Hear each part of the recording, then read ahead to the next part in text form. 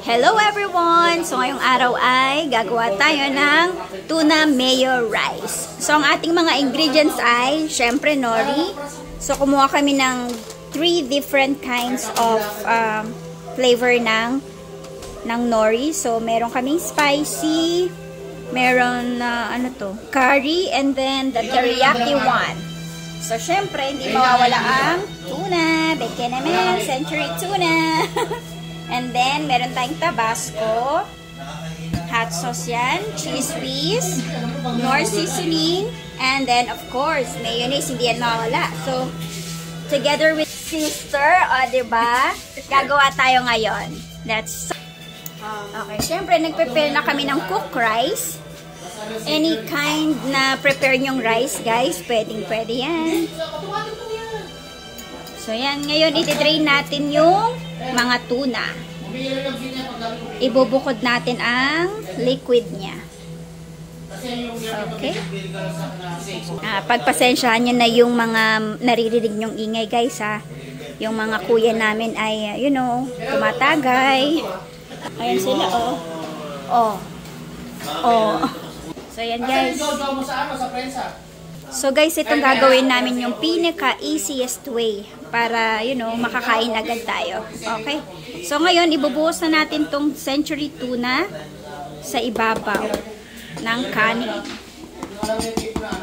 So, diba? Ayan. Pini-spread na natin yan evenly sa ibabaw ng kanin. Kanin lang yan. And then guys, syempre mayonnaise on top. Spread natin yan. Wala kaming squeeze bottle, kaya spread na lang natin, guys. Okay? So, yan. Spread natin yan, guys. Okay? So, yan, guys. Na-spread na natin. Ito pala, guys, yung pinaka-easiest na gagawin natin for tuna mayo rice. Depende sa inyo, guys. Pwede nyo itong ilagay sa foil pan, and then you can bake it. Sa amin, hindi na namin i-bake kasi wala kaming oven. So, yun. Ang sunod natin is mayonnaise, cheese whiz, any kind of cheese, guys. And then, spread natin ulit sa top. O, yan, guys. Diba? Wow! Paganon mo, no? Ayan. And then, paganon ulit.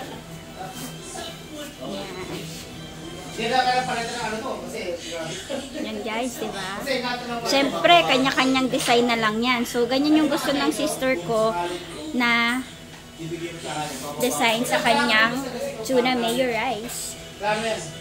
Next, and then last is the tabasco. Ayan, konti lang, spicy one. So, depende sa inyo, guys, kung gusto nyo na maanghang or hindi. Okay? Up to you, guys. So, ganito lang yan.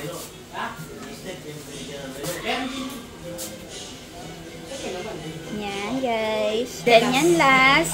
Lagyan din natin itong liquid seasoning. Konti lang naman, guys. Patak-patak lang din. Yan, guys. Pwede nyo itong i-bake. Basta nakalagay sa foil. Okay? Sa foil pan. Kami hindi na namin i-bake. Alam nyo na. Okay. Then, last is itong liquid seasoning. Yan. Patak-patak lang tayo dyan. Yan. Guys, lagyan natin itong nori sa top. Natin, i-crush. Okay, sis, kuha ka na ng isa. Isa lang? Dalawa. Tapos, i-crush mo lang. Yummy! Yan. Dinner. Ito yung dinner namin today. Nagki-crave kami, syempre, para makatipid, guys, diba? Do it yourself na lang. So, yan, guys. Ito na ang ating easy recipe of tuna mayo rice. So, yan, guys. Lafang na tayo, ha. Kakain na lang namin kayo. Tapos na ang aming tuna mayo rice. Kain na tayo! Thank you for watching! Ay, pero, tikman muna natin. Kasama kayo. Tara, sis, tikman na natin siya. Tingnan mo na. So, yan guys. Tara na, lapang na tayo. So, yan guys, tikimin time na. Ganyan ang gagawin nyo. Siyempre, kukuha kayo ng isang sheet. And then, yeah, mag-scoop na kayo dyan ng tuna mayo rice. Okay, okay naman. Oh. Ayan, perfect, diba?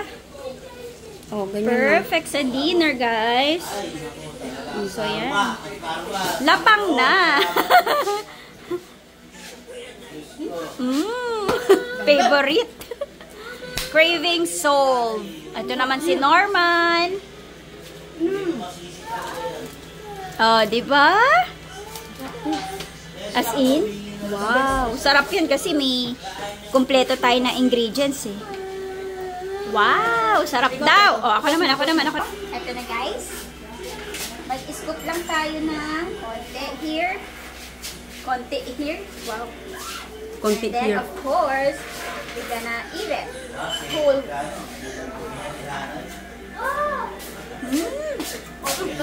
Sarap. Yummy. Sobra. Dapat maanghang lang. Konti lang naman. Pero the best. Siyempre, hindi mo maiwasang sundan agad. So, diba? Wala tayong choice. Enjoy na lang yung bakasyon. Ang sarap, guys. The best. So, yun guys. Na-perfect na namin para sa panlasa namin. Try nyo na rin, okay? Thank you for watching! God bless everyone! Yan. Imimix na namin to para mas maghalo siya sa rice. Ayan lang guys. Bye! Thank you for watching! God bless everyone!